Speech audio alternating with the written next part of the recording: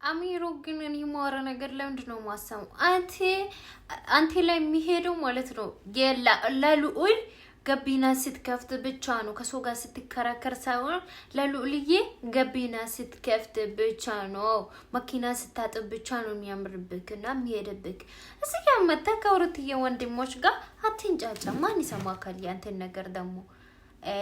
አንተ ደግሞ ወይ ወሬ ካይጣፍጥ ወይ ንግግር ካይጣፍጥ ወይ ከለሪ ካይድ ወይ አታምር። በቃ ምን ብለን ነው አንተ ምን ነው በሁሉም በኩል ያለክም ዘጊነክ ሲጀመር ማለት ነው።